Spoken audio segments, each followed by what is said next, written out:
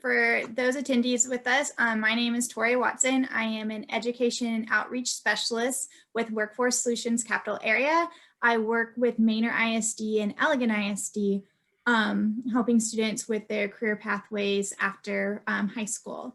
Today, we are so lucky and privileged to have David Wyatt and Kelsey Stevens from the Elizabeth Christian Public Relations firm with us to do a seminar/workshop interview about their careers in business and communications. Just a little bit about Elizabeth Christian. They were established in 1995 and are one of the largest public relations firm in Central Texas. And some of their clients are Texas Mutual, Austin FC, St. David's Healthcare, JW Marriott, Austin. So we're really privileged to have them. What is your job title and responsibilities at your role at Elizabeth Christian Public Relations? So I am an account associate at ECPR. My job duties range in a variety of ways. Typically, a lot of my job includes monitoring media coverage for our clients, pitching out news stories or client announcements, drafting press releases, that sort of thing. I'm still a pretty junior staff member. I'm still pretty new to the field of public relations, but that's a little bit about what I do. And so I'm a senior vice president at ECPR. I joined 3 years ago when the agency acquired the agency that I co-founded and ran for about 12 years prior to that. So I do all the things that Kelsey does, plus you're working a lot with, advising our clients on strategy, making plans. Really as a communications firm, what we're trying to do is help build and protect our clients' reputation. And so it's about community awareness, it's about brand awareness, it's about if they get in a crisis, making sure that the truth is out there and they're not vulnerable in some sort of way. So it's advising on all those sorts of things. Also a little bit of social media strategy, and also something called new business development, which basically means going out and getting new clients that want to hire us. Thank y'all. To kind of go off of that, when you work with clients, are you working with their communications team or with clients directly? Yeah, so it really varies from client to client. Sometimes working with the CEO or an operations person. Sometimes they've got a marketing person or a marketing team that we're working with. Sometimes we're, like in the case of Google, we're their Texas firm, and so they've got different agencies all around the country, and we're just the sort of statewide operation for them. So it really varies, and a lot of times on a client that Kelsey and I share, we're dealing with a communications person, but then we're dealing with spokespeople all around the country to get them ready to go on camera or to be interviewed by a newspaper, for example. Thank you. Mm-hmm. Secondly, what is your educational background and the job experience that got you to your current role at Elizabeth Christian? I know earlier, David, you were saying, I believe you had an art background. So a little bit about what that is for y'all. Sure. Well, since you name checked me and degree checked me, I'll start and then kick it over to Kelsey. So I was like the art kid in high school and middle school. I didn't really, I didn't have an affinity, so I thought, to marketing and PR. But when I when I went to college, I studied, general topics, but also got a studio art degree. So I was painting, drawing, sculpting, doing photography, that sort of thing. And, lo and behold, I graduated and figured out there wasn't a ton of art jobs. But I got a job at the Austin Symphony, just doing like fundraising, support sort of work. And I just sort of gravitated towards the marketing department. They were always putting together ads, press releases, and events. And I was like, oh, that's a cool thing. And I'd always just kind of stand in their doorway. And within about 6 months, I just defected to the marketing department. And I just learned on the job, really, and stuck around for about 4 years and became the director of PR and just built it from there. As naive as it sounds, I just sort of thought PR marketing was something that you did to like, you know, cover up for oil spills or to sell tennis shoes. I never really thought about like arts marketing or community marketing. So it was just sort of an education by happenstance for me. How about you, Kelsey? So I actually graduated from Elgin High School. And then all throughout high school, I always really liked writing. I really liked kind of storytelling aspects. So I always thought that I was going to go into journalism. And then once I got closer to getting into college, I thought I wasn't sure exactly what I wanted to do. So I thought, oh, let me get a communications degree. You can do a million things with a communications degree. And then as I got closer to graduating with the said communications degree, I started looking into more of what really field of communications that I wanted to go into. And I stumbled upon PR and decided that that was what I wanted to do. And so then I got an internship with the Texas Department of Public Safety in their Media and Communications department, which is really kind of their way of saying they're PR people. So with them, I did a lot of events for them, and I did a lot of writing press releases and media advisories, and I really liked it. So then I just started applying for PR jobs, and here I am at ECPR now. Thank y'all both.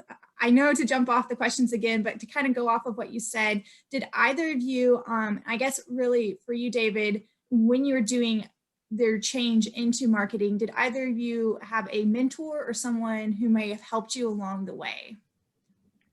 I'm glad you brought that up. I mean, mentorship is so important, and it's definitely, it wasn't really on my radar, but, you know, finding someone a little further along in their career who's willing to give you a little bit of time. And right now it's easier because you don't have to travel. You can get, you know, 10, 15 minutes of their time on a call or a Zoom, something like that. I had someone in the marketing department that just sort of took me under their wing and was willing to work with me, saw potential. And then as I've gone, I've both had mentors informally and then also mentored people. It's been a really helpful way to sort of see what's ahead. I think one of the hardest things about any career is that it's sort of like waking up in a dark closet and then feeling your way around the house to make out what's where. It's hard to figure out what the titles mean, what the companies are like, what leads to what in a career. And so having people that can sort of say, well, this is where that leads, this is what this job is like, and this is what I wish I had known, can really save you a lot of time and pain down the road. Yeah, I was never fortunate to have a mentor during high school or even college. At my internship, it was really great. They were really great about mentoring me and making sure that I got to do everything that I wanted to do and to get experience in every aspect that I wanted to get experience in. So that was really great. And then now at ECPR, the senior staff members are all so great with making sure that they mentor the junior staff members and kind of show us the way. Thank y'all so much. That is why it's so awesome and privileged to have y'all speaking tonight, because just your insight on the career and like your pathways is really will resonate with the students on the call. So we really appreciate y'all taking the time out to talk to them and just talking on the importance of a mentorship, because I think students get out there and they do flounder. And so just looking for those key people who can put into them, and y'all being yourselves people who enjoy putting into people getting into the career, et cetera. So thank y'all so much. So you kind of so you talked about your responsibilities on your role. Is there anything you can expand on in like your daily routine of the job and what that consists of? Maybe even specifically if you're working from home now, has that changed how your role is? Oh boy, yes. So in PR, in my current job, no 2 days are the same, and I kind of like that. So I can wake up in the morning and have a plan for what my day is going to look like, and by noon it's completely different just because one client or another needed a little bit more attention that day or something urgent came up. So no 2 days are the same. That's about what I can say about that. So with working from home, yes, everything about our jobs, I would say, has changed working from home. We do a lot of media relations. We pitch news stories and we get our clients interviews on news channels, newspapers, things like that. And typically we would have gone into a news studio to do a lot of our media interviews. And now we have to coordinate and conduct the interviews all virtually. So that's been a really big change. Mm-hmm. Absolutely. Yeah, and I would say the same thing. You know, when you're looking at a career in communications, there's sort of in-house, which means you're the communications person or on the team of X company or organization, or there's an agency job, which is where we are. And at an agency job, really the appeal is that no 2 days are alike. It can change at a moment's notice. And so, there's a lot of reading the news, following social media. There's definitely a fast-paced mentality in communications, especially at Elizabeth Christian. We have to keep our finger on the pulse. Sometimes it means, Kelsey and I are on a clinical research trial researcher that does the COVID-19, a lot of the vaccines. And so we are constantly reading the news and consuming, tweets about what has just been announced, and then we turn around and pitch them as an expert on that. So we're kind of responding in that way, but also on other clients, or sometimes that client, it's a slow time, and so then it's our job to just get creative. Like, what could we come up with? What's is there a human interest story? There's a whole lot of just taking little bits out of the air and putting them together into something compelling. And a big part of that is you have to, in order to be an effective communicator, you have to consume communications. So you've got to read the newspapers you're pitching, you got to read the blogs, you got to follow social media so that you can get a sense of like, this is probably something that they would talk about and it would get a good response. So there's a lot of that. There's a good amount of meetings, client meetings, meeting with one another, new business meetings. And so it's important to enjoy people. You can't really not be a people person and be in communications because you're constantly just dealing with people. So there's a lot of that. And, there's a whole lot of, as Kelsey mentioned, there's a whole lot of writing, a lot of lists, media contacts and media coverage and organizing that, a lot of attention to detail that we've got to be on. So there's a good bit of that as well. And, we kind of live in our inbox, we're constantly emailing and slacking one another and clients as well. So all the things. Thank y'all. To go off of that, would you say you work 24/7? Is there a time where you stop your job and you're able to keep separate personal from your job, or are you having to be on call for your clients basically all the time? I think we try our best to kind of have times where we do turn off and unplug, but of course there are, we kind of have to live on our phones basically and have your phone nearby because there could be a crisis at any moment that we have to assist with. Yeah, I really wouldn't have anything to add. Yeah, it's important to have balance in any line of work, but we try to sort of work in teams and tag out. So if someone really needs a solid vacation day or travel day or just time to, deal, then we have other people like, you watch the feed. I need time off to go breathe. That seems to help. Thank y'all. And with your, you mentioned the clinical trials and the COVID-19, do y'all have to work with experts when you work on specific things like this? I know probably some of your clients, obviously that's helped, but in this, do you work with experts who help you with what you're doing? Yeah, so we do. We have a good mix of who all we work with. So we do work with a lot of, a company's communications team, and we just kind of go directly through them. But we do often work with experts who are spokespeople. So with our clinical research trial client, we work with a lot of their doctors and a lot of their researchers to get their input on things like an opinion piece that we're pitching to the newspaper. We get them to input on, or we work with them for media interviews and things like that. And I would just add that, that is part of the excitement. Not only do our tasks and kind of modes change a lot, but it's like a new client comes in, we're like, all right, we're learning about COVID-19 vaccines, or we're learning about lion conservation in Mozambique, or now we're going to learn about the opioid crisis and how to really deal with that. And so you get to really dive in, and we aren't the experts. We're not generally going on camera and doing interviews or giving commentary if we can avoid it.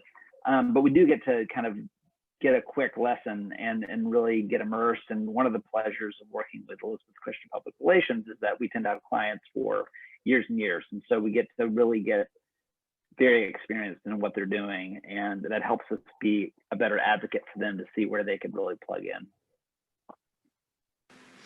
Thank y'all. So with their questions, I'm going to do a different order just for two of them. I wanted to ask you next, since y'all were talking a lot about skills kind of with your daily routine, what you would say the top 3 skills are needed to be successful in business or comms? I would definitely say writing skills help out a lot. We do so much writing, so much editing documents, things like that. So that's come in handy for sure for me. Also attention to detail. We're, especially at Elizabeth Christian PR, we're all of us, very detail oriented people. So, that's helpful. And then I would have to say, like David said, sometimes we do have some slower times and we have to get really creative. So I think that having little creativity to you is very helpful. Yeah, and I would, as a sort of counterpoint, all those are definitely very, very true, but some things that you might not think about. One would be having an opinion. A lot of times being bossy or opinionated, it can be seen socially as a negative thing, but it's really important in communications that clients don't come to us for us to just kind of shrug and be like, if you say so. You need to form an opinion, again, consume the news, follow social media, watch other communications and brands, see how they do things, and not be afraid to speak up. And that's for your job interviews, your internships, your teams that you're on in the early stages of your career, and just advising clients. Having empathy, being able to sort of connect with people, see what matters to them, I think is also really, really important, because you're going to need to be able to understand your colleagues and your boss and sort of read their wishes, and also clients. Certain clients care about certain kinds of media, certain kinds of communication. And so being able to sort of feed off of people's energy and understand that and make a mental note of it is really, really important. And then I think also just sort of, caring in the sense of it's got to really matter to you.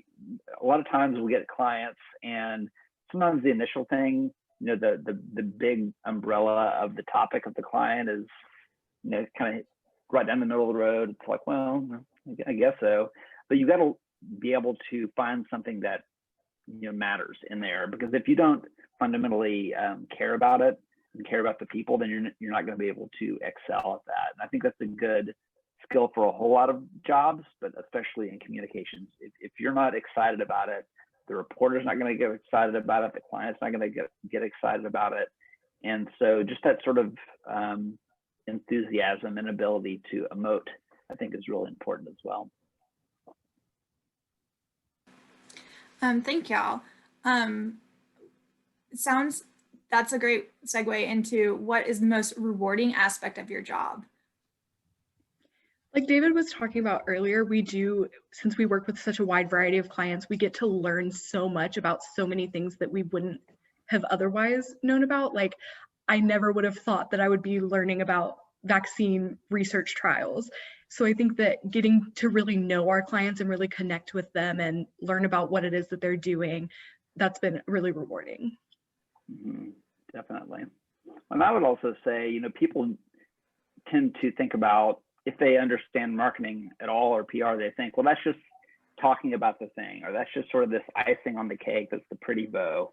But when you really think about it, if you're talking about connecting with your workforce or your customers or your community, communicating, getting information across is a key part of any business. It makes the business sustain, grow. It protects you from attack and risks. And so I think, to me, the most rewarding thing is seeing what a true difference that we're able to make. In the case of the clinical trials, we were able to bring a lot more participants into their clinics to help test out that virus, to move that forward the vaccine for the virus, to move that forward as quickly as possible. So that's extremely rewarding. In the lion conservation project we worked on, we were able to raise global awareness for the lion population and what can be done to combat the losses there. And just in so many different ways, it's always rewarding to see, like we had a client on the front page of the Austin American Statesman this morning. That's rewarding. It's sort of a glory moment, but seeing what that does to their business and helping them affect change in the community. A lot of our clients will, they'll have a business objective like selling real estate or getting new contracts, but then we're able to help shape that and say, well, what if you also gave to this nonprofit or started an initiative to mentor young students? And so we're able to help them be better corporate citizens as well. So that really is very meaningful.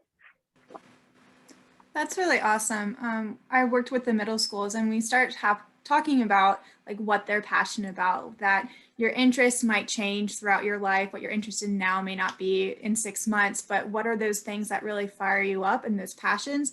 And I love that what y'all talking about, that within business and comms, like that's where you can really show those passions in a career that really can help you with your passions and pursuing those, and helping others find their passions and showcasing that, etc. So that's really awesome. With your different projects, are there any projects that have been your favorites, or any media that you enjoy working in more, or any, like with your clients, have you been able to travel or do anything like that? Yeah, so I think one of the most exciting projects I've worked on is the vaccine trial research. That it's so interesting to learn about the process that it goes through, and obviously it's such important work because it's such a challenging time in everybody's life, and to be a part of helping them achieve their goal and getting a vaccine out it's so cool. And I have had other clients where we've traveled all across Texas with them, and we've put on events all around Texas with them, and that's been super exciting, super fun. Yeah, David, anything else to add? Yeah, so many come to mind. Been able to go to Broadway and to Paris, to UNESCO. I've been able to work with Israel at South by Southwest, and Japan as well. So very exciting, colorful sort of things. I would say the most meaningful one, there was an awesome family whose son 12 years ago yesterday died in a hazing incident in college from alcohol poisoning. And they came to me after they had formed a nonprofit in his memory to raise awareness around the issue. And we became very close, worked with them for many years. I ended up joining the board, being the chair of the board. And then ultimately we completely rebranded and grew the mission, and it got acquired by Cal Poly University in San Luis Obispo. And so, a lot of clients, they change lives, they make lives better, but occasionally you'll come upon a client where you have a chance to save lives, and that's really meaningful. And also, when I reflected back on this, his name was Carson Starkey. When I think about his death, I never knew him, but the mission and the communications work that sort of came out of his life and death, it changed me. It made me a better parent. It made me a better communicator. Their family are dear, dear friends. And so, there are professional accolades and wonderful moments, and that are very goosebumpy and sort of wonderful memories that happen all the time. But occasionally there's ones that just really change the whole course of your life. Thank you for sharing that. That is amazing, and is something that, you don't think about when you think about PR. You're like, those public accolades, like what your clients can achieve, et cetera, and the different things that you actually are able to do. So thank you so much for sharing. Opposed to reboarding aspects, are there any challenges within your roles? And if so, how have you faced them, or how do you approach those challenges? I think one of the challenges is that our work is so fast paced and we have to keep up with so much media coverage. We have to know what's going on all the time. We have to know what the news is, what's the latest news on a subject. And I think that can often be a little overwhelming. It gets a little overwhelming, especially with some of the things that we, keep track of and some of the news that we consume. It can be overwhelming. And I think that one way that we deal with it is, like David mentioned earlier, we have teams. So we have a team of people behind us that, if one of us is like, I can't look at this right now, somebody else is there to step up and help you out. Mm-hmm. Yeah, it's so important. I think it's sort of an occupational hazard. People that are drawn to communications work are somewhat A-type. They want to achieve, they want to get it right. They have a desire to win in some regard. And with that, the flip side of that is that you can become very critical of yourself. You can become sort of, edgy and paranoid of like, have I missed something? And you get kind of jumpy. So that's so important, Kelsey. I would say also, other challenges, to be in communications, you have to have a great deal of tact and discretion. You have to understand what information you can share with whom at what time. Not so much internally, we're all able to sort of, keep those issues confidential from client to client on our team and consult with one another, but you have to sort of figure out what can be disclosed with the media, how and a lot of times we've talked a lot about reporters, and that's a big part of our job, but we also work with partnerships, with nonprofits, with awards and different associations our clients want to be associated with. And so we've got to figure out what matters to them, what can we disclose on behalf of our clients. And so just sort of keeping that all straight. And I think, this is definitely something that just comes with experience and accumulation of a maturity over time, but just sort of being able to have that gut sense of like, this is when I should drop in that bit of information. This is when I should sort of pull back. It can be a challenge, but it's also very rewarding when you get it right. Thank y'all. With that, we had a question from the audience that I think fits well. They asked, what websites or apps do you use to keep your finger on the pulse? So I know that kind of goes back to what you're talking about with your daily routine and kind of goes with the challenges. So what websites or apps do you use, and how do you evaluate their validity? Are there news sources that you continuously go to, or how can you check that? Because there is so much out there to dissect. Yeah, we use a lot of different tools to kind of help us monitor for different things. So we have a specific media monitoring tool that picks up, hundreds, thousands of different news stations, broadcast media, print media, online stuff, and we can put in some search terms and we can get, direct results on what we're looking for our clients. So that's something that's really helpful. We also go directly to the news sources, and we watch the news, we watch the broadcasts, we look at the newspapers, and we also use social media a lot too to see not only how our clients are being mentioned, but topics that are related to client issues and what other people are saying about that. And I would just add to that, I'm a big Twitter user. It's kind of my preferred platform. And so I'll start every day. I've got a bunch of Twitter lists, so that even though I follow, thousands of people, these allow me to like, okay, what are my clients saying? What are some really specific news outlets saying? I've got some search parameters set up so I can just sort of quickly get in and see what's been mentioned overnight, for example. And I would say, blogs are great. New kind of media is great. But in terms of breaking news, you really want to rely on sort of name brand news. So news that's been around for 50 plus years, Associated Press, Austin American-Statesman, big TV stations. This week I've been dealing with what's called pink slime journalism. And it's basically just, kind of looks like a newspaper, and they've got different kind of brands all over the community and all over the state and country, but really it's just sort of like algorithmically assembled news bits. And a real way you can tell if you're not yet familiar with the titles is look at the staff page.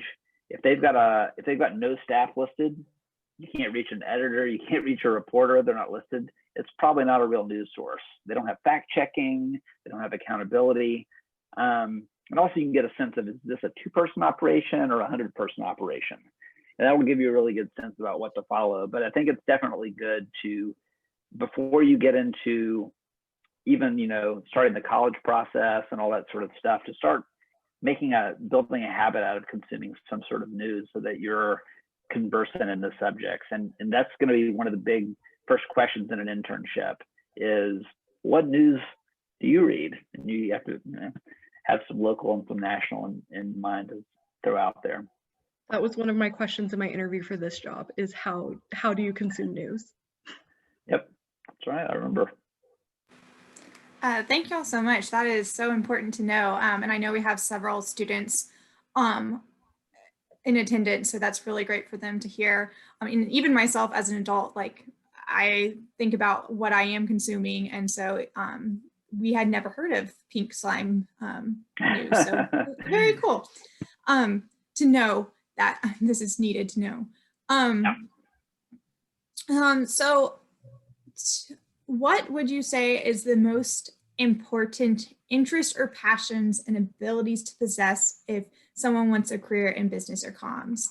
To kind of highlight that, you can be interested, like we said, interests kind of fade, but like, what is that really needed to really know, like, I could be successful in this role? I think especially for the job that we do, a passion for helping people, I think, is really important, because, our clients are coming to us with a goal in mind. They want our help. They want our help getting their message out there. They want our help, recruiting people for their clinical trials or something. And if we're not passionate about helping them achieve their goals, then we're not going to put forth the effort that they need us to. So it's kind of like, if you're not passionate about helping them, kind of what's the point in helping them at all? So I think that's probably a big one. Yeah, such a good answer. Well, I would also say, it's something I don't think I could see on the front end with communications, because for me, it was sort of a job. It was like, well, I've got to do something. I can't play in bands or do art all the time. It's not going to make a living. Can't get, married on that. So what am I going to go do? So it started off as just a job that I was sort of willing to do. It was an okay way to spend my time. But you're not going to advance in really a lot of jobs, most jobs, if you don't really care about the craft and the discipline. And so I think, the most important interest or passion is really just to be interested and passionate about it. You've got to study it. You got to care about it. You got to have opinions about it. You got to follow other people's, communication fails and their successes, and really get excited about it. And if it's not something that you can get worked up about, it's probably not something you're going to want to devote a year of your life, much less, 10, 20, or 30 of as well. So, I think that's, again, where kind of mentorship and informational interviews are so important, and doing things like what you guys are doing today. Poke your head in, get a sense, does that sound interesting? Some of the vocabulary may seem a little bit obtuse, but I think with some of the concepts kind of meet your values and your interests, then take a deeper look and find out which way you want to head. Thank y'all. So on that note, for students who do feel like this is something that they're passionate about and want to learn those skills you talked about how kind of the soft skills of being empathetic, but also forming their own opinion and how to communicate that with clients or others or teams, what would you say they should be working on now, or what experiences could they be pursuing, or what classes maybe in high school do you think they should be taking now if they want to pursue this career? I think I'm a big advocate for try everything once. So if you think that you're interested in communications, take a class in communications and see, how you like it. If you're interested in photography, take a photography class, see if you like that. Try everything out and just see what's a good fit for you. That's kind of the path that I took to get me where I was at. So just dabble in a little bit of everything, do some research and see what interests you. Absolutely. Well, I would also say, you know, building up your two things, building up your portfolio and building up your network. You know, the thing that you will find as you move through your career, I'm 47 now, so I guess maybe I'm somewhere in the middle, but the people that you do business with are people that you went to college with, that you hung out with. You know, these are people that you go to high school with, they grow up and they get jobs, you still know them. So, you know, networking isn't, you know, getting dressed up and handing someone a business card or a resume so much as this just knowing people, staying connected with them, following their story, and keeping them informed about it yourself and just kind of really caring about them. So I think that's important. But in terms of your portfolio, something you can do now is, you know, PR is really just promotion. And so promote your friends' bands, get on a committee for a fundraiser or your worship group or, you know, a park event or, you know, COVID response volunteer situation, vaccines going out, and say, I want to be on that committee and I'll write the press release or I'll help interface with the media and get some real experience. Because at the end of the day, when you're trying to get into college, when you're trying to get into a class, when you're trying to get an internship or a job, the baseline is going to be that you got the degree or that you have some of the classes. What you need to be able to say to differentiate is, and I had experience. Here's a set of clips that I got. Here's some press releases that I wrote for this volunteer thing or a class project or my own thing I was putting together. And that really says a lot to people. So I would just say, start doing it. Whatever your passion is going to be, get going on it. You know, just it comes, the responsibility part comes sooner than you think. So get going on figuring it out early on. Thank y'all. On that, so Kelsey, you said that you had an internship with, it was Texas Department of Public Safety. Yes. How did you find that internship? So, like David said, networking is very important because I knew people who worked at DPS and I knew people who were looking out kind of, well, Kelsey just graduated college, what's she gonna do next? So it was kind of like it was through people that I knew and then, you know, went through the application process and all of that. So I think that to echo what David said, networking doesn't have to be this formal, like get dressed up and go hand out resumes or business cards and see who you can meet. It's just through genuine connections that you make with people in your everyday life. Thank you. That was kind of what I was wondering, if it was like a formal, I went on to this website and found it, or yeah, through networking. So that's really awesome. And I can attest to that as well with my job, finding industry speakers and people to connect with students. I know a nurse, or I know someone who works in the government, and building those relationships with just people I know. These are like high school friends I had who I'm still connected with, and so can bring them in to talk to students. So just that relationships that you have with people that you may not even know might be helpful to you later on. So thank y'all for sharing that, because I can attest to that as well. Did David or Kelsey, did you have anything you would like to continue to share with us or add? I think for me, something that I would have liked to have heard when I was a student and when I was looking into career options is that it's okay not to have a 5-year plan. Like, it's okay to just have a plan for right now, or what do I think my one next step is going to be, and just kind of go from there. I don't think that you necessarily need to know what you're going to do for the rest of your life right now. And I think that that would have been helpful for me to hear when I was younger. Yeah, that's so important. I definitely second that. You know, one time I saw a speaker say that your passions and your hobbies and your work and your study can all seem unrelated until you find your calling, and then they all seem completely related. And I would definitely say that, you know, you want to be able to bring your whole self to work. You don't just sort of set aside your character and your virtues and all that sort of stuff and go to work. They all add up to making you the right choice and making it the right choice for you. So you don't have to worry about having a plan. I kind of fell backwards into every great opportunity I ever had. But if you stay at it, if you understand that you've got to put in the work and master those skills, not just do them, and keep adding on top of those different skill sets and relationships, and be patient, it will pay off. Thank y'all. There's a couple questions, and someone had their hand raised, so we're trying to figure out for them to put their question in the chat. That would be awesome. But kind of to go with what y'all were just saying, a question is, have there ever been times where you question your career choice and why you did that? I mean, I myself have questioned that many, many times, but I guess kind of more like where you are now, with how the routine is, how every day is different. Do you find yourself thinking, oh, maybe I should have been doing something else? Sure. I mean, what I'll say for me is that, the pandemic and work from home have definitely been a time of just sort of reckoning and self-analyzation. When you have a job at a place, you get dressed up and you go in and there's chatter and excitement. And so you feel like I've made it, or I'm at the office, or I'm doing my work thing. And when you're just sort of like shuffling into your guest bedroom or dining table and working, you're just sort of like, what am I really doing here? I'm just kind of emailing for a living.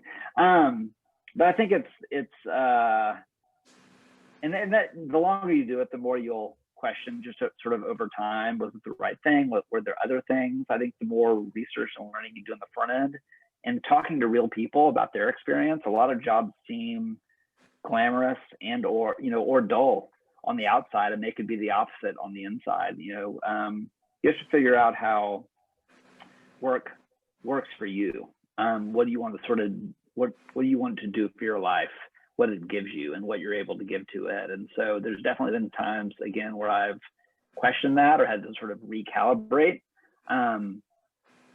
But ultimately, like anything, it's like something you sort of feel compelled to do. And so you get back to it, find a new way to bring new energy. I think that I haven't had the experience in different aspects of life to be questioning whether something's right for me. And so I haven't ever had a time yet that I've questioned, is this the job that I'm meant to be doing? I think that right now it's what works for me, and maybe in the future it won't be what works for me and I'll find something different. But I'm just kind of leaving myself open to see what's right at the time. Thank you. Another question from the audience. If you just started off, how do you reach editors or high position people if you work for a small company with, say, one person on the marketing PR staff? I mean, I would say, it's really just about some smart Googling. Ultimately, you can figure out which public, like if you have a topic or your company name or whatever it is, get on Google and start going to Google News or Google News Alerts, type in that and see sort of who comes up. And then once you get the publications, you can search within a website usually and see which reporters are talking about that or which editors have participated in those stories. And then, a lot of times their emails are provided, sometimes they're not, and you have to get a little crafty and figure out maybe they've got their email address out there somewhere. But it's really not like a huge, black magic sort of scenario. It's really just about figuring out the tips and tricks of drilling down and finding their contact information, and then reaching out to them is, again, just getting to know them. If you've been following along with what they're doing, you'll be able to email them and say, I know your story about this and this. Here's a third thing that I think you would find interesting as well. Yeah, like David said, I think it's a lot of figuring out kind of who covers what. So if you consume media, like we watch our local news stations, so kind of like, well, KView covers this, KXAN, they cover this typically. And then it's just a matter of like Googling, going on their website, going to different reporters' social media and seeing if you can find an email for them that way. It's just a lot of searching around, doing some digging. Thank y'all. So we have two questions regarding majors and degree. So I'll start with the first one. What would be a major that gives me more opportunities, marketing or communications? I personally went into communications because I knew that I wouldn't be limited to one aspect of communications. So if I wanted to go into PR, I could do that. If I wanted to go into journalism, I could do that. If I wanted marketing, I felt like communications is kind of like a broad umbrella of different fields that you can go into. So that's why I picked it, is because I didn't know what I wanted to do. And I thought this will give me options. Yeah, absolutely. Yeah. If you think about and you can find different charts online, but if you think about it, communication is like the big thing. And then under that, there's marketing and PR, and then there's advertising and direct marketing, digital marketing, and lots of different kinds. But yeah, communication, even if you don't work for an agency or even in the communication department, it's going to serve you well because you're going to be learning how to connect with people. And that's important if you're a CEO, an operations person, a salesperson, an entrepreneur. Communications just really get you there. Thank y'all. And the second question was, how important is a degree in order to enter the communications field? I would say it's pretty important. I mean, a lot of jobs that I applied to had a minimum requirement of at least a bachelor's degree. So in terms of like finding a job that will hire you, I think that's important. But I also think that a lot of the skills that you learn from taking these courses and from, a lot of the courses have like hands-on work that you can do. Like I took a PR course where our project for the semester was to create an on-campus PR firm. And, so a lot of the experience and the skills that you learn while getting your degree are going to help you out in the long run. Yeah, I would say, in the communications field, especially the agency world, they're going to look at what degree you have, what classes you have. I actually applied for ECPR many years ago, and with my art degree, and I was working in-house at the Austin Museum of Art. I didn't even get an interview, frankly, because I didn't have, they're looking for internships, they're looking for some really specific communications work to just sort of say, the baseline. And I knew all those things, but I couldn't sort of impart it successfully with my resume. So it's not to say it's impossible. I took a different, that caused me to, work harder. That's actually why we started our own agency, my wife and I did, which ended up being a whole different part of my career that it was really enjoyable and rewarding. So it's not to say you have to have that degree, but if you want to, get in and learn from other communicators, having that degree is really, really helpful.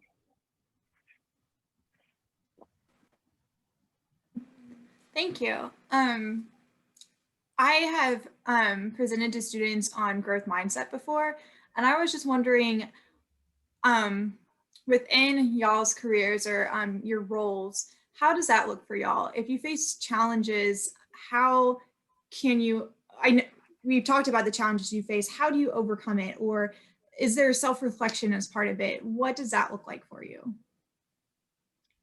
Self-reflection, I think, is definitely part of it, knowing, what you're good at and what you can improve on and things like that. But I think one way of that I especially deal with a lot of challenges is to lean on other people and, get advice from others and, talk through some of the issues that I'm having. One of the biggest issues that I create for myself comes from overthinking. So I, really talking it out with other members of my team is so, so helpful. Yeah, I think it's a great thing. Yeah, something that's just inherent in humanity, but also the workplace, is that we just kind of get inside of our own heads and we have a lot of sort of rumination and anxiety about, am I valued? Am I being judged? Am I being talked about? And normally people are just doing the same thing. They're all thinking about themselves. And so I think a really good, this is the same trick as with conversation. Like when we can socially gather again, you just ask about other people, what are you interested in? And so I think leaning on other people and getting their perspective, and if there's something that you're worried about, like, did you make a mistake, or are you on the outs, or are you not offering value, find a way to ask that in a non-accusatory way and say, like, is there any way I could do better? I think I'm doing this and it's adding value, but what do you think? And just sort of making it a conversant sort of piece. And I think another thing, the natural thing when you make your first resume or apply for a job is to say, like, I want to advance my career in communications to build my resume, or so forth. But that's really, the company is thinking about their goals, and the hiring person is thinking about their objectives. And so if you can learn a little bit about the companies and learn to talk about, like, how many are you trying to grow? What kind of clients do you want to have? Where do you want the agency to be in the next 3 to 5 years? And how can I help you get there? If you can start to orient your mind that way, it will, turn the conversation around to be like, wow, this young person is like thinking about my business and my bottom line. But it also helps you get outside of your head. We're ultimately, a company is propelled forward when people set aside their own interests for the most part and really push towards the common goal. And so you'll do best, and you will have a better experience if you really think about pushing forward the goals and try to spend less time. We all have anxieties. That's totally natural and normal. But just dealing with those separately and letting work be about doing your best. Thank y'all so much. That is so beneficial and helpful to hear. And I know that I feel that some professions, I don't know, I feel like maybe their aura, that's the only word I can think of right now, is one of like competitiveness, and it's you doing it yourself. And so it's really awesome to hear you say, talk with your teammates, get out of your teammates, get out of your head, put that out there. And then especially for building resume and those job interviews, researching the company you're trying to be with and putting their goals and how you can help them, because I know that goes so far when companies hear that. So thank you so much. We had a few more questions. How hard is it to get a job in communications working for a college or professional sports team? I don't know the sports. I can't really speak on how hard that would be. I don't really have the experience on that. I mean, and I would say just generally though, getting into a really specific, especially like, the cool factor is directly proportionate to how hard it is, or inversely proportionate to how hard it is to get a job there. And so like something like sports marketing, sports communication is going to probably be really desirable. I'm not a sports person, but a lot of people are. And so it's probably going to be about social connections. Who do you know? Your parents or relatives, friends is figure out who works where, look at their LinkedIn, talk to them and say, do they know someone at that? Because, someone from the head office or the coach being like, so-and-so's grandson or cousin needs a job will get you a lot farther than just sort of like another resume on the stack. So work those connections. It's not sort of a cheating way to do it. It's just kind of working your natural relationships and charisma. Thank y'all. That segues into the next question, which you've spoken on networking, but do you believe that has been the most valuable thing to advance your career? So I think that's kind of what, got me any kind of experience in the first place. I don't think that I would have ever, been hired at ECPR had I not had an internship. And I got that internship through the connections that I made. And I'm sure that in the future, I will probably go on to get other jobs or other positions that people who I know right now, like clients or colleagues, are able to recommend me for, because they've worked with me. They know they can speak to my character and they can speak to my work style. So I think that networking is super important. Yeah, absolutely. Networking is really just like any kind of relationship. You've got to cultivate it. You got to care about people. You got to follow up.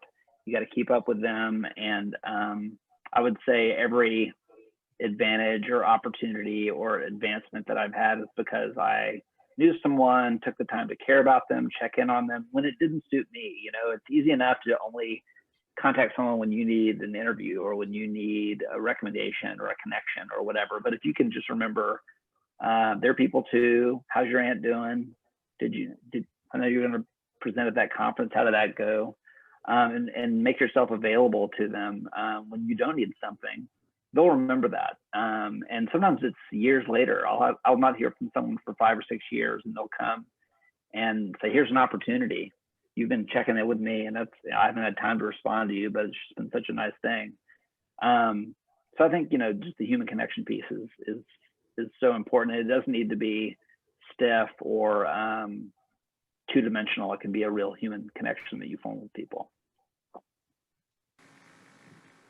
Thank you. I guess, David, the relationships you built with your previous work with your wife, do you still stay in contact with those connections and relationships? Yeah, all the time. I mean, I'm still regularly in touch with people from like when I worked at Thundercloud Subs. Those people have gone on to do other things. They're editors of magazines, doing creative projects, and I'm still, calling on them, and they're calling on me. But definitely all the Wyatt brand agency stuff, I'm in touch with those people because people they move to different jobs, they have different opportunities. They may be doing something small or off here in the periphery, but then ultimately they get a new job, or their ship finally comes and they're off doing something big, and they're going to remember that you gave them the time of day when they weren't a big deal. So cultivating those relationships, they will definitely come back around. Thank you. And just a quick other question. You both already kind of mentioned this, but when you have a client and they want to do something for their promotion that you're like, I don't know if this is going to work for you, but they're very adamant about it. And you talked about creating your own opinion and really voicing that. How do you work that relationship when maybe there's a negative aspect to the relationship like that? I think that something like that, where they're absolutely insisting that this is what they want to do, and we think, maybe not. I think that's where some of our creativity comes in. So then we sit with it and we're like, okay, they really want to do this. How can we make that work? And how can we make it work for them? And then sometimes it's also, working our relationship with them and working, your communication skills in a way to say, okay, maybe that's not the right route to go, but here's what we think you can do with that. Mm-hmm. Yeah, absolutely. And a big part of being a communication consultant or advisor to someone is also presenting the risks as well. And so you have to learn to say, like, I hear you, and I hear that that's important to you. And maybe it'll be a great thing. I hope it will be. But here's the flip side of that coin that could come back around and bite you. Willing to do it, and ultimately, the client does sort of rule the day. And so I feel like from an ethical standpoint and just from a strategic standpoint, I owe it to clients and to coworkers to speak my mind about any kind of concern. Ultimately, if they want to push through, I'm willing to, back them on that unless it crosses some sort of ethical line. But you just have to have your feet firmly planted and speak your piece about the risks as well as the opportunities. And a lot of, sometimes this happens all the time. We'll be like, I'm not so sure. The client will push for it, and it'll be a big success. And we're like, could have fooled me. I thought that was going to be a disaster, but all right. So you can't get too full of your own experience and just your own opinions. You have to be willing to be open to new possibilities because you just never know. Thank you. I myself am an overthinker, so I always think of XYZ that can happen. So that's kind of what I hear is like, we're going to lay it out for you. This is what could happen. It's your choice, but like, at least we're showing you what's the roads look like. Yeah. Overthinker is another good communications job qualification. Man, I love that. I really got into the wrong career pathway. Still time. The next question is kind of talking about risk. What is the biggest risk you have taken, and how has it helped or hurt your career? I think a lot of them were like really around big job transitions. Like it's one thing when you're starting out and you're in school and you're applying. It's another thing when you're employed somewhere and you're applying other places. That can feel very precarious and risky because you're sort of exposing, you're trusting the confidence of the people you're interviewing with. So there's been some big risks there. And, I went from art school to the Austin after a couple of, other kind of service jobs to the Austin Symphony, and then I went to the Austin Museum of Art, which is now the Contemporary. And that's a really small world. There's like, 50 people that are in the arts marketing world in all of Austin. And so it was a risky thing to kind of just go a few blocks over and talk to those folks and let them know I was interested in that job. So those are always big risks as well. But, you count on, it comes down to trust ultimately. And do you trust people to do the right thing? And I did, and it worked out fine. Yeah, I think that anytime you really are putting yourself out there or stepping out of your comfort zone, you're really taking a risk by doing that, because it could be the greatest thing that's ever happened to you, or it could be more of a learning experience and maybe not do that again. But yeah, I think that that's a big thing, like just stepping out of your comfort zone and taking that risk and doing something you normally wouldn't do. Yeah, sometimes it turns out great. Yeah. Thank you. I'll just add 2 cents into the risk of job transition. I know my dad is still a teacher. He retired and he went back for some reason, but he is a CTE teacher, and he's been doing this for almost 50 years now. And so he's had the same career, and that's what he was made to do, and that's what he is, and that is who he is. But for myself, I think I'm on my 5th career change, and every time I changed careers, it was a risk and it was very scary. But I think that for the students on the call, it's really important to know, having a career that's wonderful for 47 years, but things have definitely changed. And so it said that millennials now will have 5 to 6 different career choices. So I think it's so great that y'all just do that risk taking and know what happens, and just realize you don't have to be in the same thing. And if you feel that your passions are pushing you to something else, that's okay. It will be scary. I know I moved to Austin without a job, but it's expected to a degree, and it will be okay. The transition will be crazy, but you will find your next thing. And if that's not it, you'll find your next thing. So that's just my 2 cents. Oh yeah, absolutely. Well, our job is really a numbers game. So we might pitch something to 500 media outlets and get 5 hits. And one of those could be Good Morning America or New York Times. You have to get used to those. They're not personal.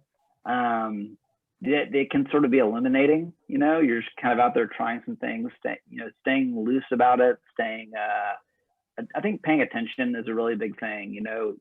It's not personal. People don't dislike you as a person. They're just kind of trying to figure out what makes their business or group move forward. And if you can just sort of stay open to the possibilities and watch the signals that you get and see kind of where the positive signals are coming from, and be like, that worked. When I formatted the email that way, when I used that subject line, I got a call back, right? At least got a response. Build on that, and maybe don't do the other as much, and just sort of stay curious and stay interested about it, and it will work out with tenacity and repetition. We did have another question. What is the best piece of advice you received? Mm-hmm. The family I referred to earlier who lost their son to the alcohol poisoning incident, the dad has become a really, really close friend, and he says, live life with urgency. And obviously, he had a tragedy that gave him that viewpoint, but I think it's so true. Torie, what you were just saying about, wishing that you had had that insight or that benefit of knowledge.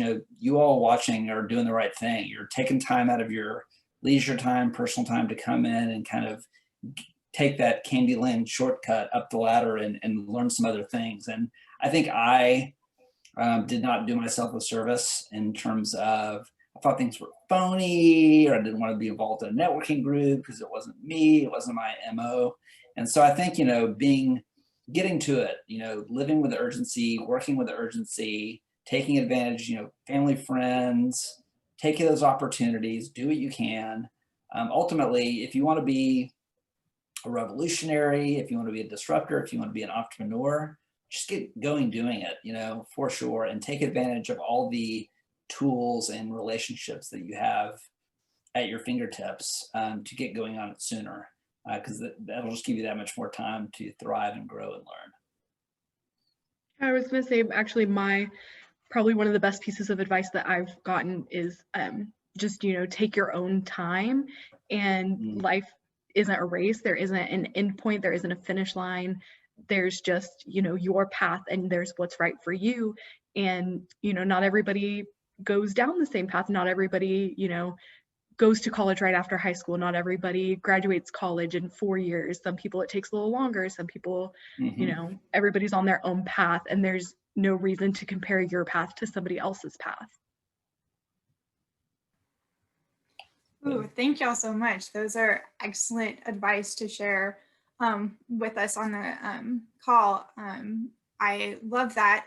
I think that's just wonderful. Like thinking to my own advice I've heard from people, I'm going to put that into my bank that I have. So I think that's great, Kelsey, because I think there is a lot of comparative to other people, like, oh, that person, they got it right out of college and have a job, and I'm still 6 months in and don't. And so I think that's really awesome to hear, as well as just taking hold of, this is your life, this is your path, but also having that urgency and being proactive when it comes to figuring out what's best for you. So thank y'all so much. Thank you.